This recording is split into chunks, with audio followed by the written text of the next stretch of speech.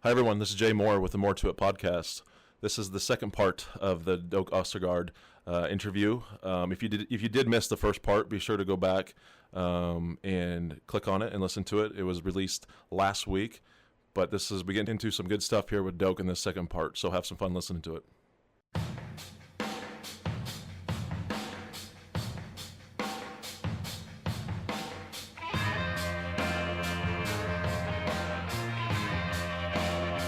And I guess that's to transition from that. I mean, we just talked about. Like we said, you were the head trainer. I mean, because you obviously went to school. You were an assistant. You take over for Jack. Jack. Well, then, because when did Sully finally step down? Is it 90? Sully was done after the '94 championship. Okay. And so then Jack was 95. So we got to go back up. We got to back up here a little bit because I did just doing a little research just to find, but you also was an assistant football trainer, and basketball trainer in 80. What, 89, 90, some right around in there. That was an experience. Yeah. You're dealing with T.O. Danny Nee. Talk about two contrasting personalities. Yeah, you turned your head on around the other way when you walked. You turned your head around like, all right, yeah, a little bit different environments. To some degree, and it was what had happened. Jack Nicolite he was doing basketball and kind of that deal, and he wanted to go to PA school, so he left for a couple years. that opened up an opportunity, you might say, but oh my gosh, the number of hours and the grind and the little bit of money you got, but with all the memories and the relationships, it offsets a lot of that. It's not easy to see at the time. But, yeah, the first year with basketball was really bad. Were you head basketball trainer? Yeah. Yeah, we only had the one trainer. And then when you worked basketball back in those days, you were like on the road, they'd call you like the travel secretary or basically the ops person. So as soon as you left to go get on the bus to leave, the secretary would hand you an envelope, and then you're in charge of, you'd set up meals in advance, but you're in charge of the meals, money, tickets, transportation, hotel, aside from just the health of the athletes and whatnot. And so you interacted in a lot of different ways with a small group of guys, which you got to know pretty well then. And I think we were 10 and 18 the first year, just miserable. It's just not fun for anybody. Was like Bo Reed Pikowski there yet? So Bo had torn his ACL, and so he was redshirting that year. Pike and Chubb were redshirts. It was really wise. This day and age, I don't know if you'd get those type of guys to buy into redshirt, but they redshirted. And then the next year, there was a lot of talent. Tony Farmer had transferred in. Really good talent, but it had Cliff Scales, Keith Moody, Chris Cresswell, Kelly Lively, Rich King, Carl Hayes, DePriest Owens, Bo Reed. Who am I also forgetting? But still, right there you got 9 really good players. You had a deep bench. You go back. That's early 90s. You say the glory years of Nebraska. That's some of the best teams. You're a 3 seed in 92. Well, it was that last year. Yeah. We were actually 26 and 8 was the record.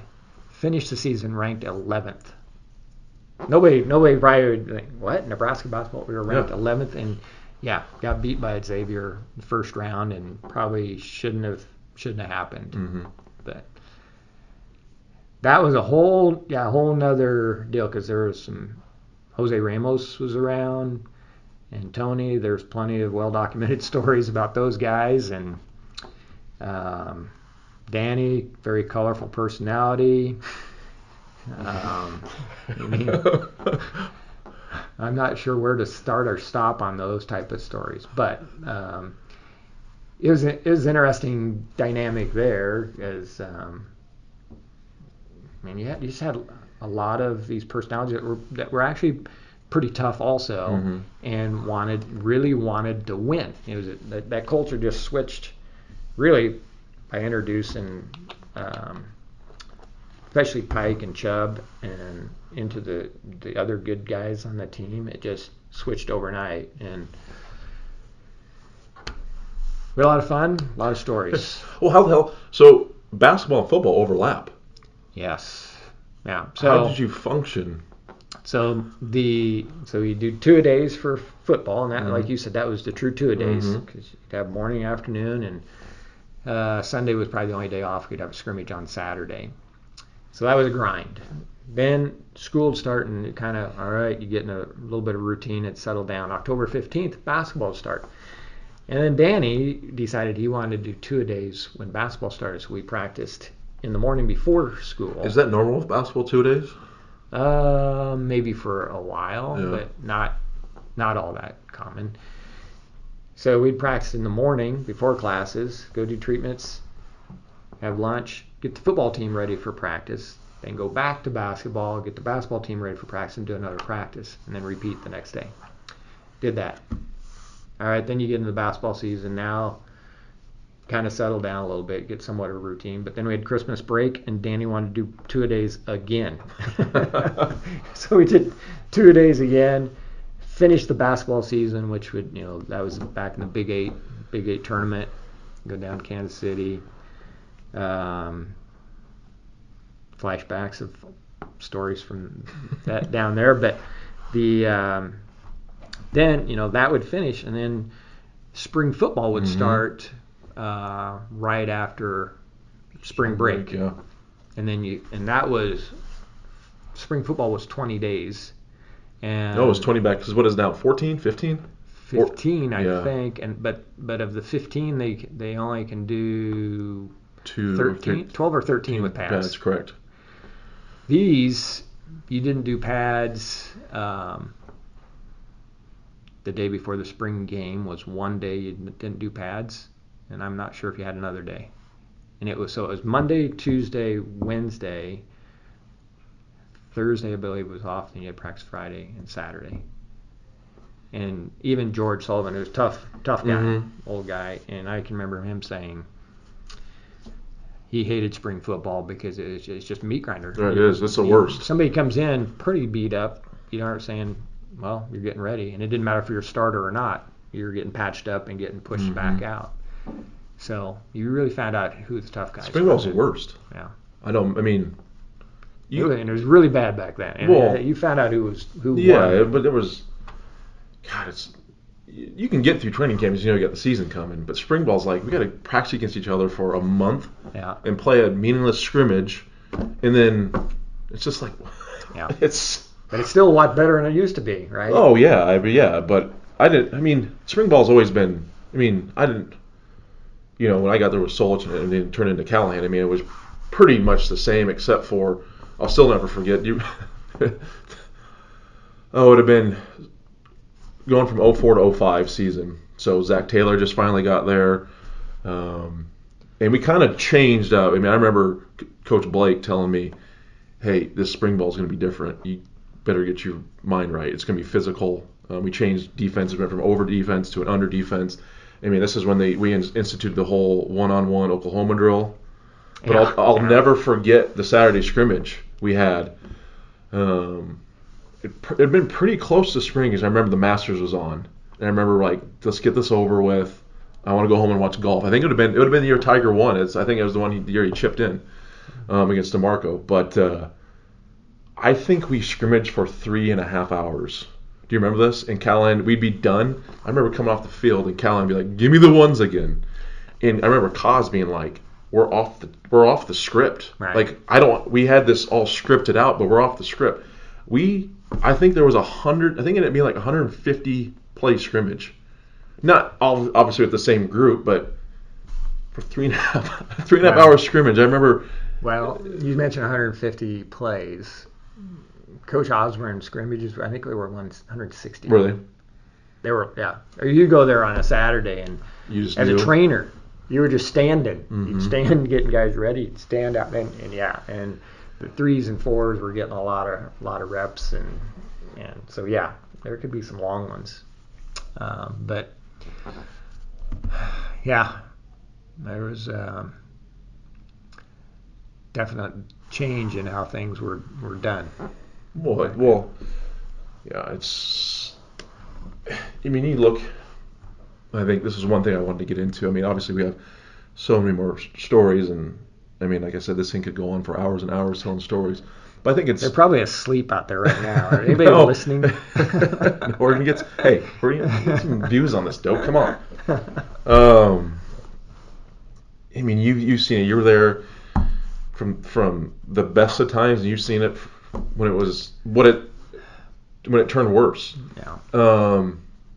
Because you see when you're from Frank. I mean, start with T.O. retiring after the '97 season. Did you have an idea he was going to step? Because you're obviously really close. Did you have an idea this was his plan going into that year, or were you just kind of as surprised as everyone else? I was as surprised as anybody else. The only thing that made me, looking back, that made me go, was his son Mike was around and video and stuff, because he does the Best of Big Reds and all that kind of stuff, and so he was around, so he had some idea, I think. But no, I was kind of caught off guard. And of course, we just won a national championship, and I'm like, what in the world? Of course, you were worried. He was only 60, right? Yep. And you got Nick Saban, who's 70-some years old, coaching. Obviously, he still could have done it, but he's a man of his word. It's funny. Mike Menner was just in town a couple of weeks ago, and we went and saw Coach. And Mike asked him, he said, "Coach, did you quit too early?" And of course, I answered before he did. Yeah, he did. But Coach had this deal in his head, and Mike had told me this, where he'd seen guys, and he always felt like once they got to 60, that's when they should step aside.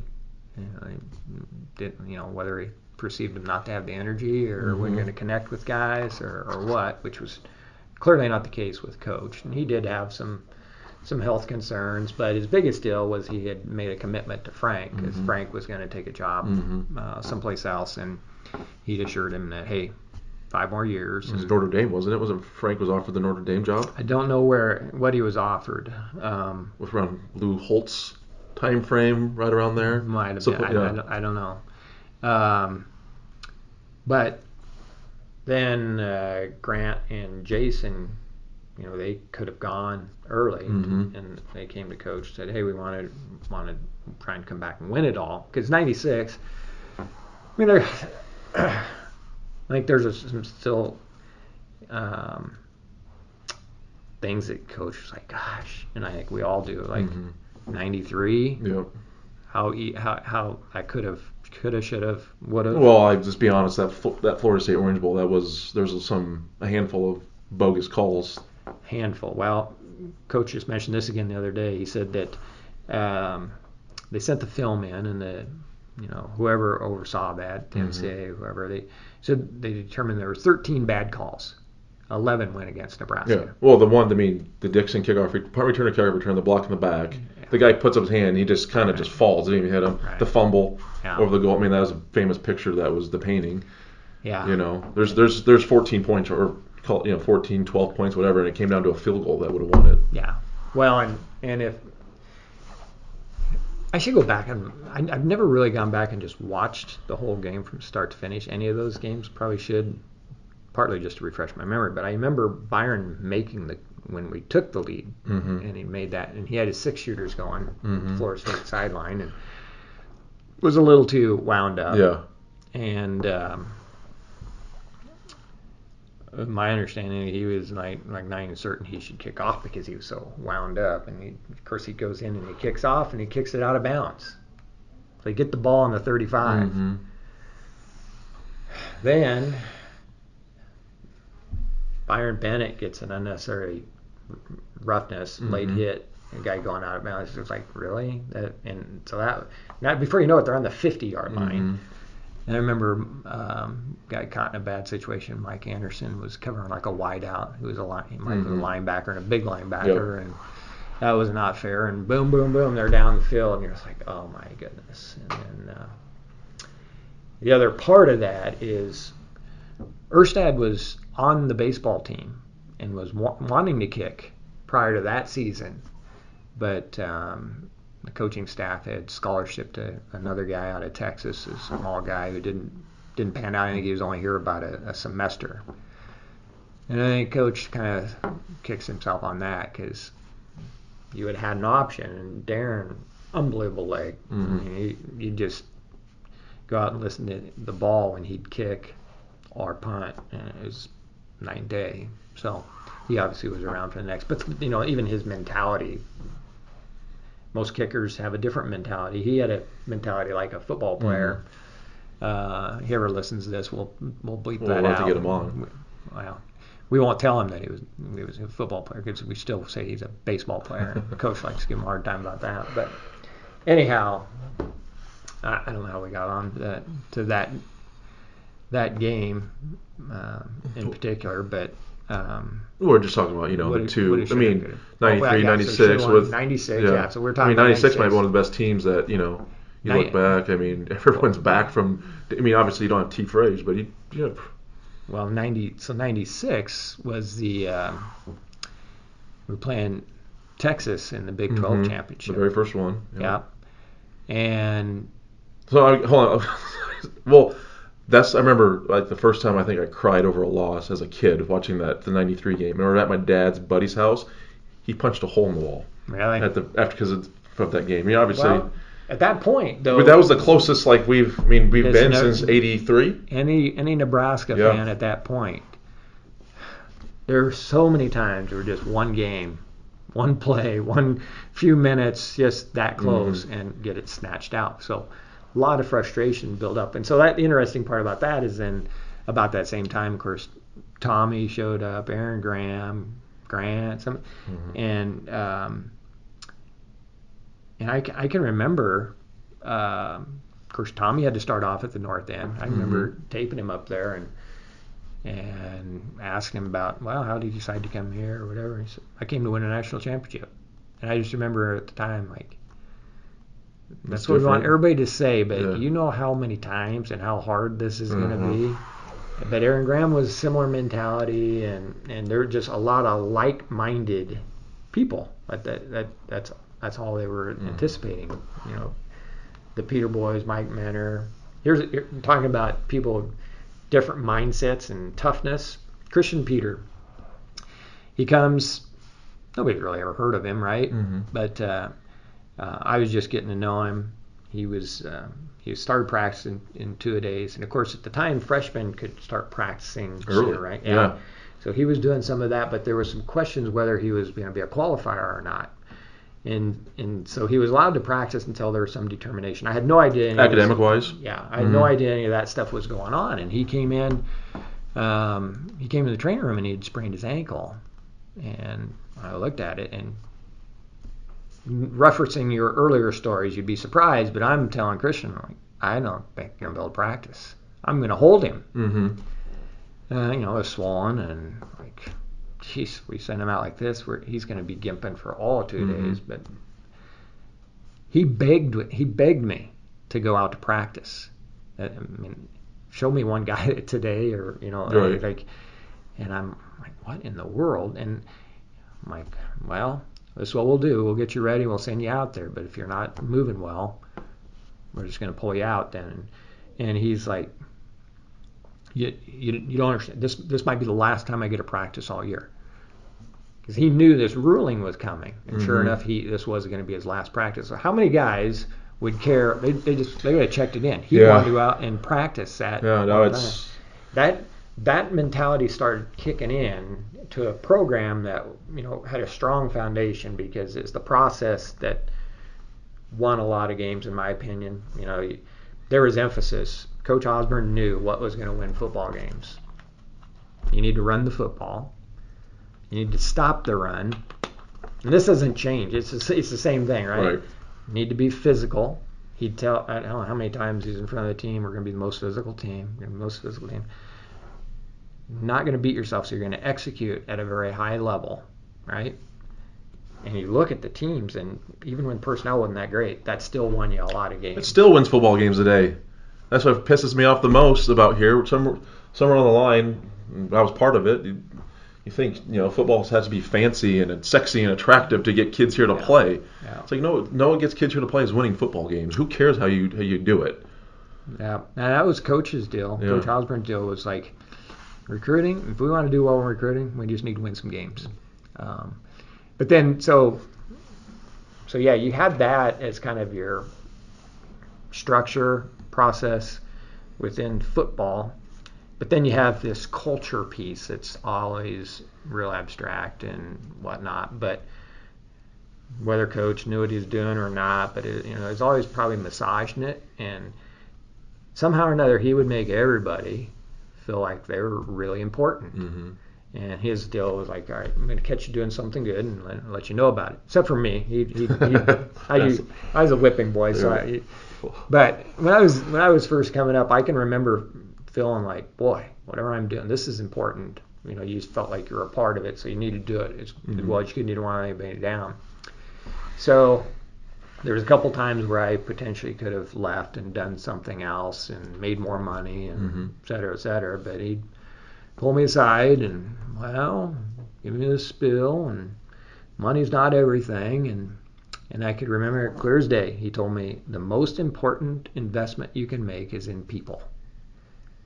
And you're a young guy and you're not making it. He's like, yeah, sure. You're full of shit. My perception is you're making all kinds of money.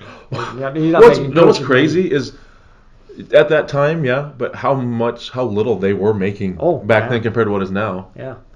Oh yeah. I can remember George Sullivan was the head trainer. I remember when he was making $56,000, and I thought, man, he's getting paid. Well. Yeah. Yeah, it's crazy. I mean, T.O. is what, $250,000?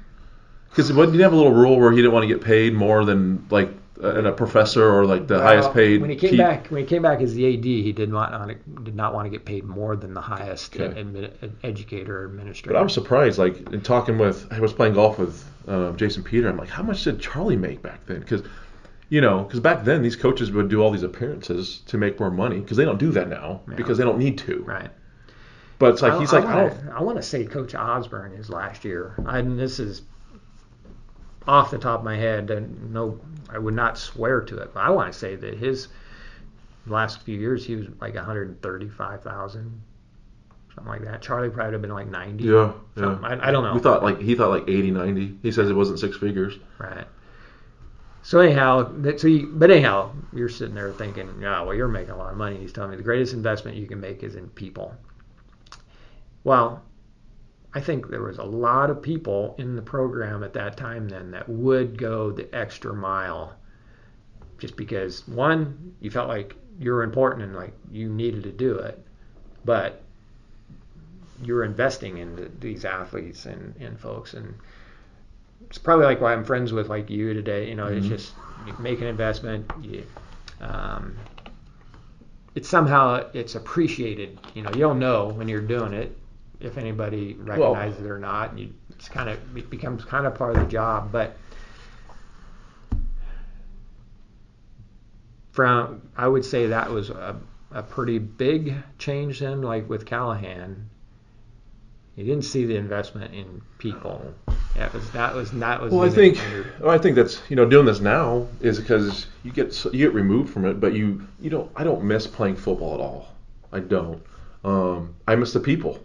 That's why I want to doing the podcast. I want to get back in touch with the people, and I think it's great that people can hear what we got to go through and from inside perspective. But I think and that wasn't for everybody. No, going through that stuff. No, but looking at it, so you see this. T.O. steps down. They transition to Coach Soul. It's pretty much status quo. Mm-hmm. But to where they are now, I know I asked you before we recorded, I was like, you said you'd never thought Nebraska football would be to where it is now. Is it as simply as the firing of Frank Solich, or is it simply was an administration move in your mind that changed the mindset? Because let's be honest, from Devaney to Bill Byrne, and then Bill Byrne leaves to hire Steve Peterson. To me, that's might have been where things change, because I think you go from third level down. I mean, there's administration things, but is there is it as easy as enough to say when Steve Peterson hired, that's where the Nebraska football program went downhill? Or it sounds kind of simplistic to say that, but because you've seen it. Like I'm a player. You're so focused on. I got class. I got treatments. I'm just trying to keep my head above water at times. But you're seeing it from a whole different perspective now because you're so involved with. Yeah, you're involved with the coaching staff. You're involved with administration because but just to hear your thoughts to why we are now. Well, and there's a lot that goes into that. But to answer your question, and kind of, I think it's pretty much proof positive. One of the former coaches, and straight shooter guy, not lying, but he told me himself that both Steve Peterson and Bill Callahan told him that they're set out to change the culture. That's why they were there, to change, right? So, aside from going on all the stories and all the different tangents that you can go into on that, I would say that answers your question that yes, it changed. Now, did they think they were going to change to something better? Yeah, they probably did. Thought they were going to change to something better. But that's where I'd mentioned if you'd go back and look at the stats from when Devaney got there until Frank left and compare that, nationally, I think we're the best program. Oh, yeah. And that's where that's the head scratcher. Why? Well, that's the biggest. I've been on record many times. I go, why? I go, Frank Solich should still be the head football coach here.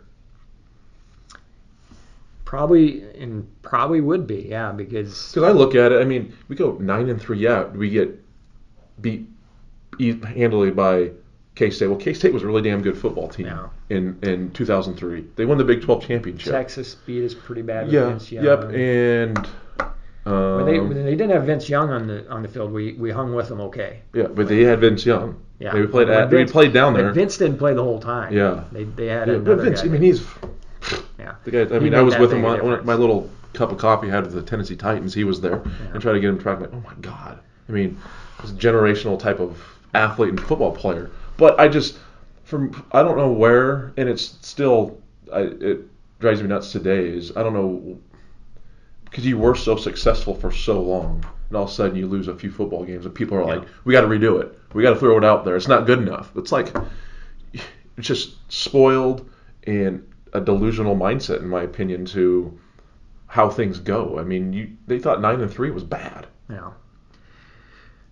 Well, and I think the wrong people, influencers with money, and... Well,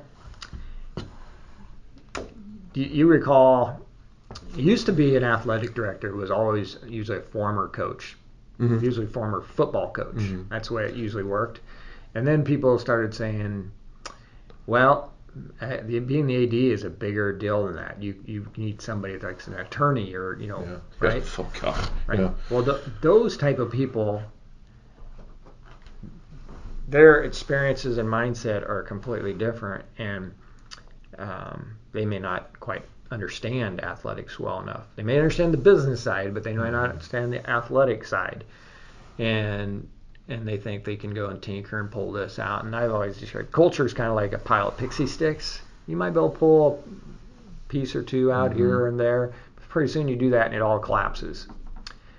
That's what I believe was happened at Nebraska.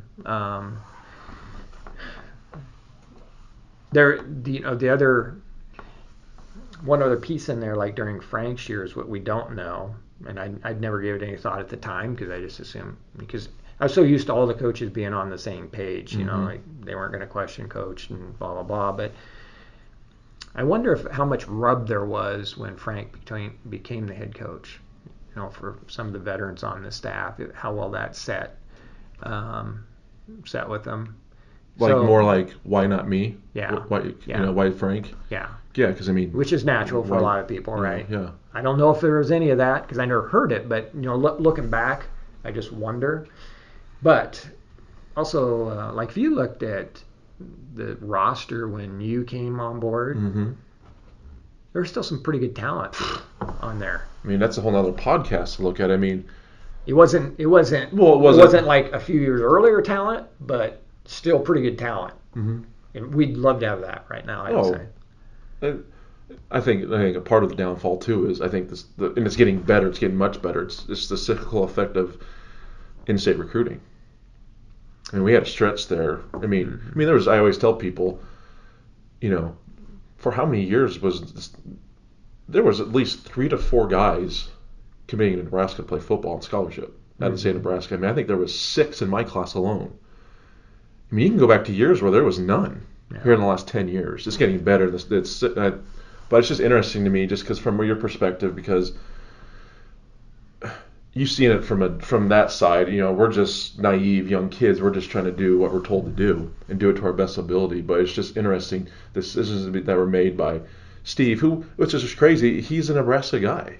I mean, he was part of those stats. He was, football operations type of guy, recruiting coordinator. Here's another common mistake, and I'm identified as a Coach Osborne guy, so people think I'm biased on this, but you would have made the assumption that Steve Peterson would have been really pulling Coach Osborne in and listening to him. Mm-hmm. Didn't have, of course, Bill Callahan didn't want that. Coach is not going to try and steal the limelight. No. He's only got the best interest at heart, and you keep seeing the same mistake of people. There's a lot of. It's a great resource. Tap into it, pull it in, use it close. Don't feel threatened. Egos are brutal. Everyone has an ego, but it's just amazing to get. We'll get. I'm sure you have some good Callahan stories, but the guy was as big as egos they come. He's a phenomenal football mind. I think he's still a phenomenal football coach. This wasn't the place for him at all. But how much direction did he get from Steve?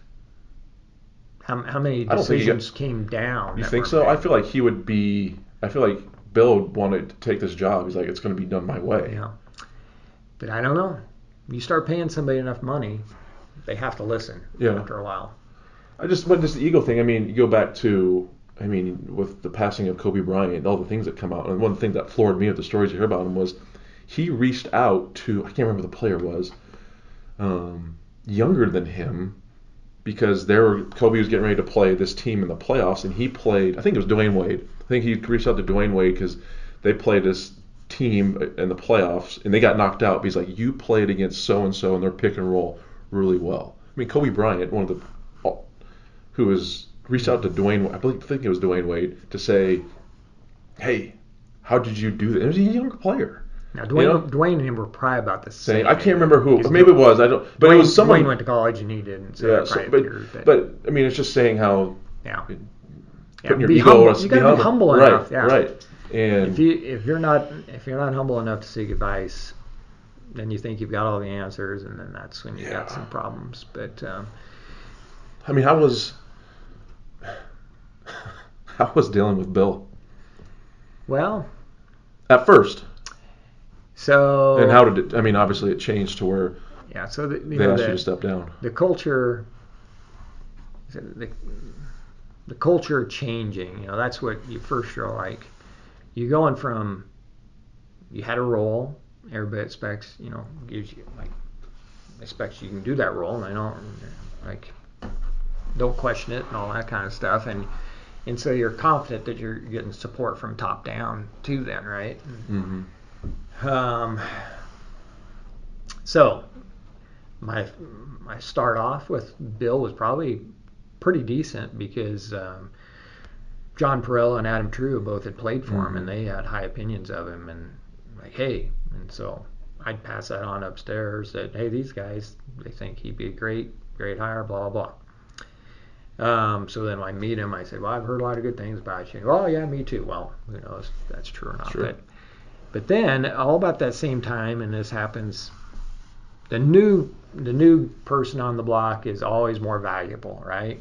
Here's an influx of these new people, and I had asked the question, I said, why is so-and-so getting double the pay that I do, and I've got more credentials, more experience, more education in an educational institution? That doesn't make any sense to me. But maybe there's something I don't understand, and if there's something else I could do to increase my value, then I want to be able to do it. I just need to know what.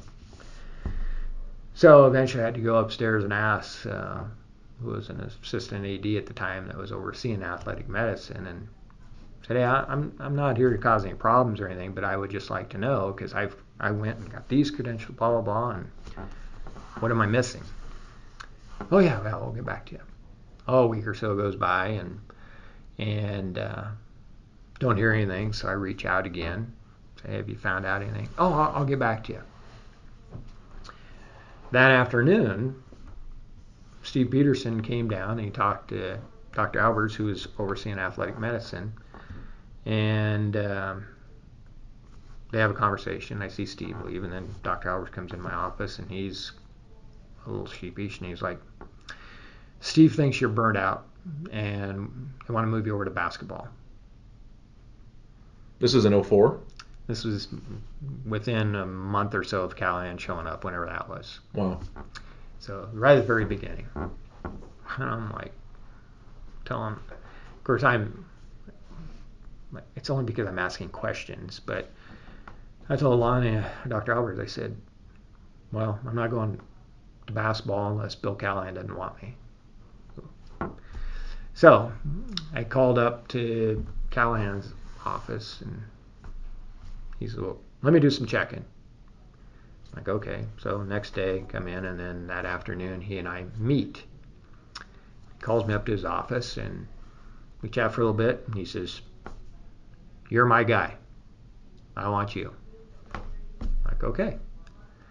Clearly, they weren't on the same page and everything, but like, okay, well, reassuring when the head coach wants you, right? And so initially started off okay. I was accustomed to meeting with the staff every morning to go through an injury report during the season, and there was a seat at the table. I had kind of transitioned to where, well, nope, just want you to pop in and do it. I'm like, all right, whatever. Didn't feel as like that group felt, or at least maybe him gave you the feeling that it was more, I'm the outsider, and we're just trying to do something. So that's kind of how it started off in the feel. Everybody got a tongue lashing from Bill at some point. I don't think it mattered. But how you dealt with injuries and stuff, or just getting certain people to be ready to play. I mean, I look back at our time. I mean, most of the guys. I mean, Corey Ross had some issues, like turf toe stuff that first year of Bill. Well, it was interesting, also because as trainers, we were looked at as a threat to the toughness of the team, right? This would be hard to believe from your perspective, right? Right. But I remember the very first time in the conditioning, we were basically instructed to go stand at the other end of the field. Do you remember? Hold on, that just opened up I mean, do you remember that winter conditioning that we went through when they first got here? Yeah. Where we did it for 2 weeks. We had to workouts were at 6. And you had to get taped. We had to get taped. We had to be at 4:30 in the morning. Yes. How many guys? You remember? Was it like 47? 47 guys quit. I mean, that's what he wanted. Yeah. He wanted the guys. He wanted the dead weight off. Yeah. But that was one of the most. He wasn't going to operate with the 4 stations. Right. Which nobody today. People think that's folklore. That nobody. I remember really it. We remember doing it. But there's no film. Coach Osborne tried to find some film for that for Bo and his group. Right. And really can't find it. Coach, Bill, just you had me go checking around. Callahan, maybe. I don't. Even like George Darlington, who used to keep everything, right, doesn't have a copy of it. But back in the day, you would record on a tape. Mm-hmm. Yeah, because you'd have to have 4 films, and then you would record over it eventually. Mm-hmm. So it wasn't like you had a tape for every practice, right? And so that was part of the reason why there was fewer copies around. But nobody understands. And then if you can get people to even understand the logistics on how to do that, nobody believes how physical the practice Well, you just rotated. I mean, you had option, you had inside run, defensive run station. Yeah. No, it was. We'd always have somebody standing there because that was a meat grinder. Uh-huh. Number one or number 2 defense going against scout team, and someone's getting killed from the scout team. Yeah. Yeah. Because they would. I mean, I heard stories of. Yeah. I mean, even when Frost came in and he was redshirting, he got his fair share. Yeah. And it's mainly because the guys looked at it as like, you didn't want us. You betrayed us. Yeah. By going to Stanford. Yeah. No, I mean, I think everyone has their stories of getting their toughness, earning their stripes. So, but yeah, our good buddy Adam Ickes. Yeah. You mentioned the Oklahoma drill. Yeah. And I remember him coming in. Man, Ickes, he's a hoot, but that Oklahoma drill, man, that's intense. And you can see I'm kind of looking at him like, really? What are you talking about? Don't you think that's intense? I said, Ickes, here's the deal with that. At one point, we had just one Oklahoma drill, and then eventually I think we had 2. Multiple stations, yeah. I think just 2, right? And so you only had 4 guys going at one time, right? The rest of the team all standing there cheering on and whatever, but what's it doing for the rest of the team? Right. I said, you should have seen the 4 stations. You had had multiple plays with everybody with that intensity. Really? But yeah, I mean that I'll never forget that those 2 weeks. I mean, we did it. I think we did. Did we do it 5? No, we did Monday, Tuesday, Thursday, Friday. I think we had Wednesdays off, or did we do it 5 straight days? On that conditioning. On that conditioning where you wanted to weed everyone out. I can't remember, but I know being like the best shape of my life coming out of that because we had a lift still. Yeah. We'd do that. We'd go to class, and you had to come back and get a lift in. It wasn't like, and Coach Kennedy, the strength coach at the time, he wasn't going to take it easy on the weight. If you could lift heavy, you're going to lift heavy. And you're just being like, what in the hell are we doing here? And it's always interesting, just for reference, Dave's conditioning completely different than anything else we've done, right? I mean, he used to do not much running. He was big into running, and then, of course, he wanted to lift really heavy. And so when there's that change, a player always is best shape of them. And it happens, you still see it now if there's a change. Oh, we're in the best shape. Well, it's when you switch to something, you get challenged. Well, I just remember, like, we did that. You would have ran a lot more, though. Well, we did that up to spring break after that. And I remember going and playing pickup basketball over spring break and, like, feeling like I could jump out of the gym. Yeah. I'm like, holy, and I'm not getting tired at all going up and down. I'm like, geez, like, yeah. I mean, I was probably 270 running up down the gym, like not getting tired and jumping all over the place, dunking. I'm like, good Lord, like no, it's just, it's crazy. I mean, just from the transition and with, just to see what it is now and with Bill and just with this. So clearly that's, in my mind, that's where it all starts, right? Frank was basically told he needed to improve, and he did. So I don't know how you justify getting rid of somebody when they did what you said. Yeah, it wouldn't have been easy for him to make those moves either. Those some guys that have been with him a long time. I just looked at with Frank still being there, and you saw Bo as defensive coordinator, all the talent that we had. I mean, the whole defense was back. Yeah. The next year. I mean, your odds of doing well again the next year were much greater. You have Joe Daly coming in, a kid that you had brought in to run. Instead of Joe Daly, an option quarterback trying to run the West Coast offense, can't even call the plays right in the huddle that year or that first year. I mean, it was just. But anyhow, so to me that's the start of the difference. And another analogy I like to use is that, and again, I had a front seat. I'm not an expert in coaching or anything. You're around them long enough, you kind of feel like you can identify good coaching and whatnot, but I by no means try and claim that I am. But the analogy I like to use is that with Coach and Frank, and Nebraska kind of produced a purebred. Like if you were raising puppies, they're purebreds. Like you kind of knew what to expect out of that.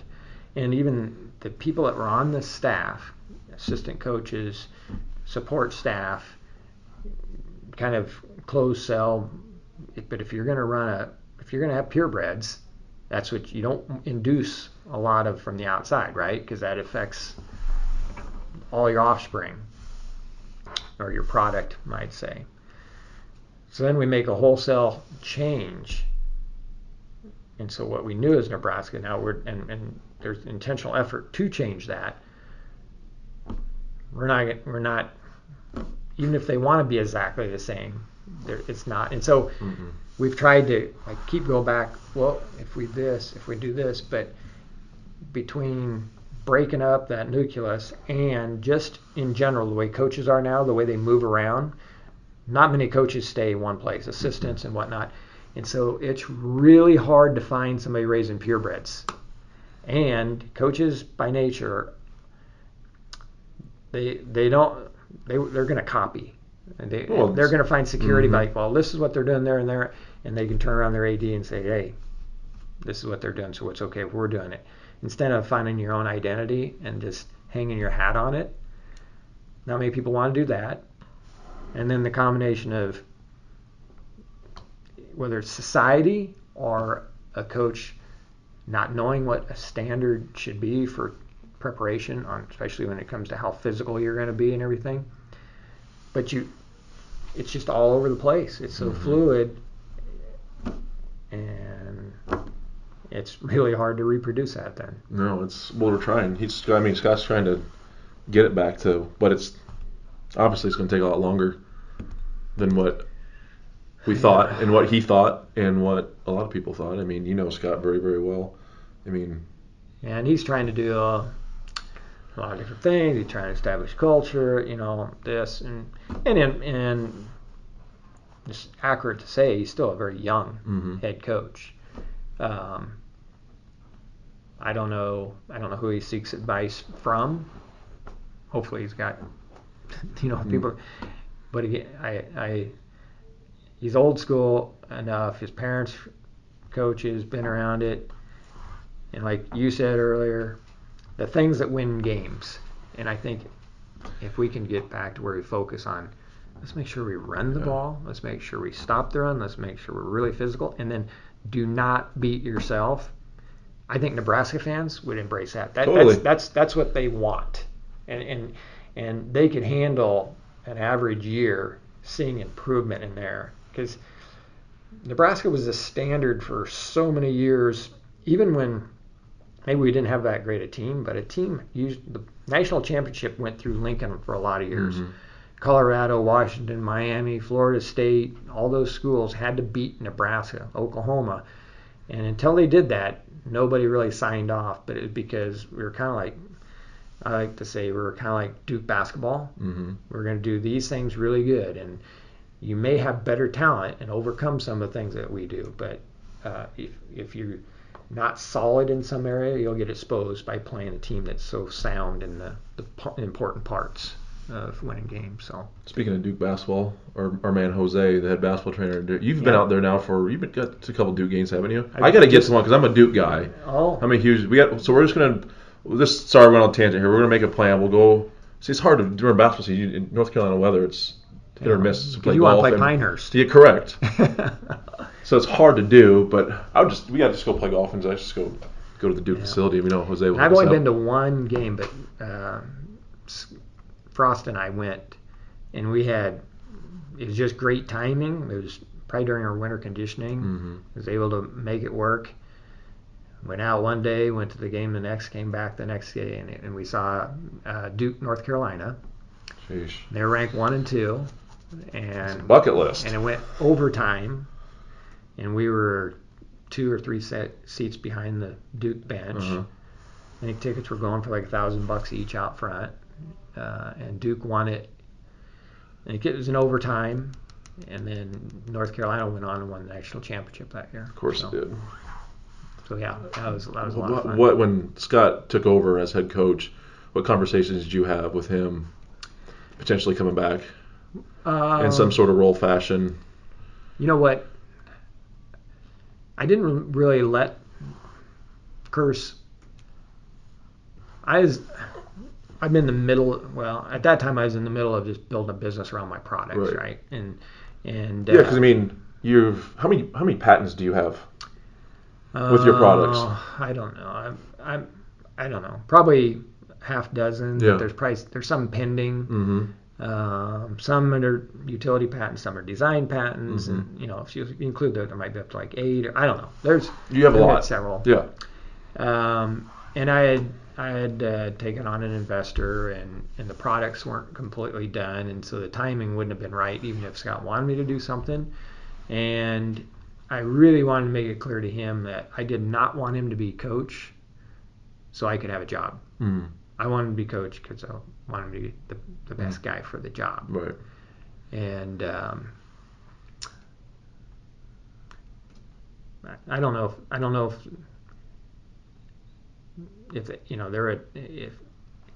if he would even want any help. Don't know if I'd even entertain it. It gets there's a lot of layers. No, I can only very complicated to that. Well, that's another frustrating thing. And you got to experience this because once TO takes over, then iCourse comes in. For some reason, that third floor turned into a Fortune 500 business and how they operate. And it's like you want to try to do anything. It's like the levels of, well, we got to make sure this, and they got to make sure this is going to happen. We got to make sure this. It's like, oh my God, I don't even want to. No. It's like I am a Nebraska guy. We have the best interests of Nebraska. Why do you think we're going to do this, and this, and you got to do all it's exhausting. And it goes back to bringing in so many influences from the outside. That's in all honesty, that's Nebraskans are probably too nice of people and too naive. We get taken advantage of. Yeah, they think that everybody's going to be the best interest, like you're talking about, at heart. When you bring in people from the outside that maybe hadn't been brought up that way or don't think that way, that gets introduced, and then you got to protect your behind. Yeah, I've been accused of, well, why does he want to do that? It's just because that's the right thing to do. Right. And wants to help, and no, there's some other motives, and so it goes back, and it's probably a personal frustration of mine is the university has always, for a lot of years, talked about the brain drain. Mm-hmm. Do not want to stop the brain drain, so the best and brightest people in Nebraska don't leave.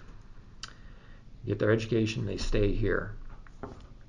But how often, when there's a high-profile position at the university that is going to be hired, somebody from Nebraska is not good enough. We have to go outside. So we're adding to the brain drain. Mm-hmm. Like why? And you give me somebody that cares about the place, I'll take them over somebody 100%. that got some experience somewhere place 100%. else. That's where it went wrong. Well, and it's still, you can still see it happen. Motives, the fix is always looking someplace else rather than like, we're Nebraska. Yeah. Be who we are and do what we do better than anybody else. Simple. Right. But the grass is always greener, right? But you think, I get it. The people want to, they think, oh, it's so-and-so, I heard this and we can reach out this. It's like, well, does he have the best interest in Nebraska at heart? Yeah. And you got a lot of people that are very smart in the state or nationally that are from here and care. But yeah, the outsiders have had enough opportunities. Right? Yes, correct. It's done. The outsiders are done. That's enough. That's enough with we're going here a little. We're reaching an hour and a half here, and it's been good. I got so much stuff on my sheet we haven't even got to yet. We still got to get a few more because we got to have lunch yet. I know. I'm getting. My stomach is growling. There's too many. There's so many stories. Different pieces. Yeah, Is there anything we've talked about you think somebody's going to actually be interested in? There's a lot of people. This is good. I think just the story, but just your perspective. That was the first time I heard that Steve Peterson wanted you to go to be at the basketball trainer. I didn't know that. Wow. That's the stuff that's just you just hear, but it's just wild. Why would you were that place better than anyone. It's just It's just crazy to me, It's just because I was asking questions. Like, Yeah. all right, we're going to show him, make him go away. Right. There's I don't know if we're ready to discuss it on a podcast, but as you know, there's a lot more other stuff that and other folks we could mention that add to the demise. Oh yeah, we got to get a Jason Peters story. I texted him last night, just said I was going to come on here, so. We need a Jason before we because I got to get my new segment 3 now. I get these fun questions, but I need a Jason Peter and I need a Scott Frost story. Oh jeez. All right. Wow. Okay. The Jason Peters, oh my God, he's cringing right now. If he's going to listen, there's probably multiple JP stories. So he's going to have to either fast forward it or we're going to have to break up in parts. And I'll give Luckily, him a heads up. I'm a lot nicer guy than Jason is, but yeah, he knows I have a photograph of him his redshirt year, and there was a good friend of his, Brian Nuns. They called him Biff. From Back to the Future? No. It's just Biff, because they said butt in front. His belly must have stuck out. I don't know. That's what Biff was supposed to be, right? So you can imagine how. Right. Nunzi passed on. He's not with us anymore, but he took a lot of grief from Jason and probably even some from Christian. But they're out on the beach in Miami, and I've got a picture. And I tell Jason, you cannot tell who's Nunzi and who's Jason from this picture. And so, where's that photograph? He wants it. But then, yeah. So I think he'd mentioned to you that we went to play some basketball then, and. This would have been more in the spring of the year, but those guys, when they first got here, like Christian especially, just work out and eat.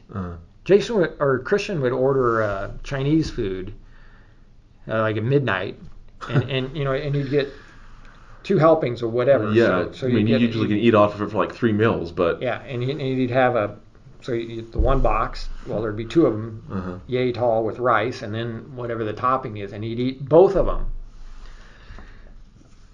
And of course, he's a character. Those guys, there's enough people have heard enough bad stories probably about Christian and stuff, but when you're putting together a team, you want those guys on the field with you. Anyhow, so somehow or another, we decided we're going to go play basketball when they're overweight, and it's fairly warm out in the spring, and we're going to play outside. And I can see especially the way Christian plays basketball. He plays it more like a football player, and we're going to play Hustle 21, that there's no chance for me unless we play full court. So we play full court, and we don't make but about 2 or 3 trips up and down the court. And Jason's holding his chest and thinking he's going to have a heart attack. And and then they got, those guys lived together. And of course, Christian was a clean freak, and things had to be just perfect in their apartment and all that kind of stuff. But they had a little Beamer, is what they drove out here in. And they're New big, Jersey. They're big guys, right? And it's a 300 series Beamer. And now they're gonna drive down to the training table to eat supper one night. So it's not in season. They had to come back from and they get to arguing, and the arguments, they escalated in a hurry with those guys. Right. So now the argument turns into throwing fists, and they're in this little car fighting. There's no room for them to hardly get in there, but now they're fighting in all this business. They pull up in front of the Hewitt. Like the fight spills outside of the car, out in front of the Hewitt. It finishes. And then they go in there and they sit there and their clothes are torn, they're bloodied up, and they have dinner together. That's brothers, though. I mean, I can imagine.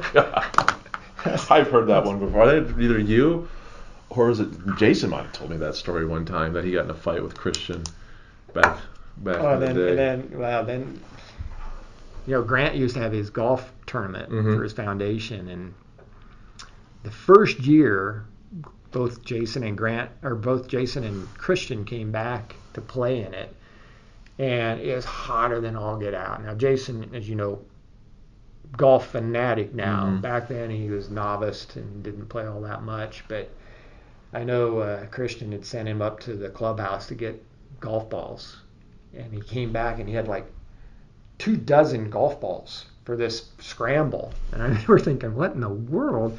But Christian like, we're not looking for any golf balls. And so yeah, we lost probably plenty. But then we got in a groove, and I would set the golf ball down and line it up. There'd be a line on the golf ball, and I'd set it up, and I'd tell Christian, all right, just hit it on that line.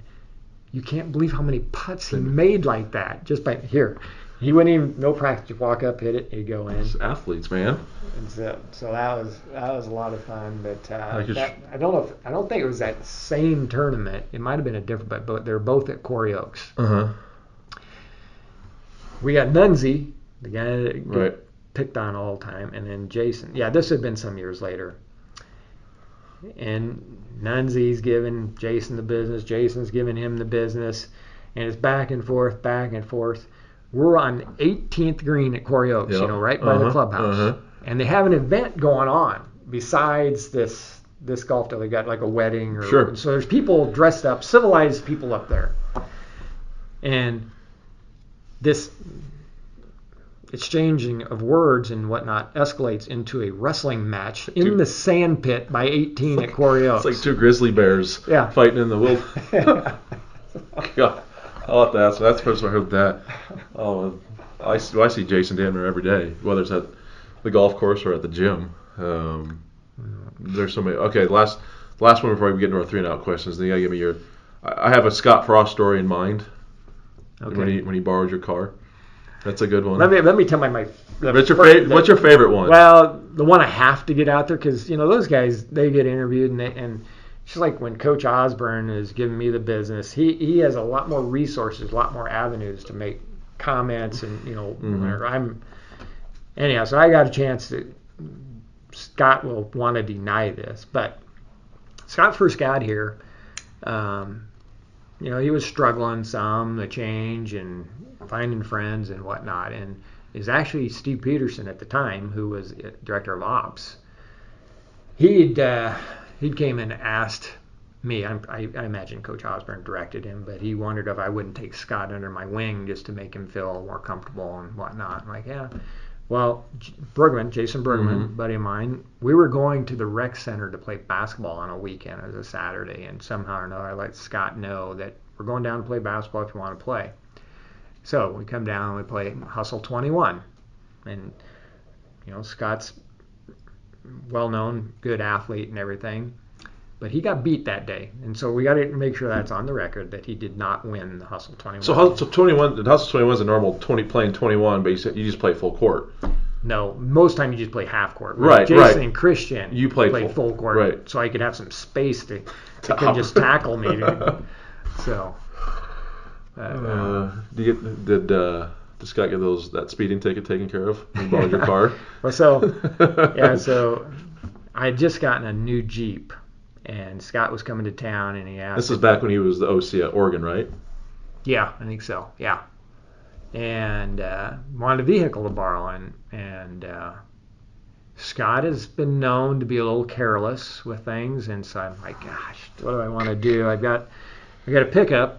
It's nicer than the Jeep, but it's older. And I thought, which do I want to go with? And I finally decided he'd probably do less damage to the Jeep. There's less chance of doing damage to it. And I leave it there, and I haven't even broke 1,000 miles on it. It's that new. I'd only had it like a week. 4th of July, I go back home. He stays here, and he has it for like 5 days, and I can't even remember the number of miles, but it was minimum 800 miles. He more than doubled whatever I had on it already. And I come back, and I was cringing like, oh, what did he do? And there wasn't anything wrong. So I see the miles. I'm like, oh, but he left some cash in there to offset that, so that was okay. But then I go to register it, and I can't find the paperwork. So I have to call him. Like, where is the paper? Oh yeah, I had a speeding ticket. The cop must have kept it, and so I didn't have it. That's just Scott. Oh, that's too good. Okay, we'll wrap this up. So, we got the 3-and-out segment. We'll get you out on here on this Doak. Favorite movie? Oh, geez. There's a lot of them. Rounders. That was my guess. You got me on the Rounders. That's pretty good. Yeah. That's the one that comes to mind Yeah. right now. Okay, we'll go with Rounders. One concert you see in person, band or whatever, they're dead or alive. That I would see or I want to see? Want to see, or just a concert or a band or something you'd see, whether they're dead or alive. Well, I saw the Eagles twice, and the first time I saw them was at the Devaney, and after they opened up with Hotel California, I was like, I thought we paid way too much for the tickets, but after they opened up, that's worth it. Yeah, we could leave, but if they made a movie about yourself, who would play you? Some skinny little white boy. Dennis Quaid, maybe? You know? I think that'd be a good one for you. I'd want Clint Eastwood. How's that? Hey, perfect. Yeah, that's perfect. that's I can see that. That's perfect. Doak, thank you. Sure. Thank you so much. I hope you get somebody to listen to this. No, we're going to get plenty. Don't you worry. All right, that's it, guys. Thanks for listening to the very first edition of More To It podcast with HailVarsity, HailVarsity.com. And we'll be back with the next episode up here soon.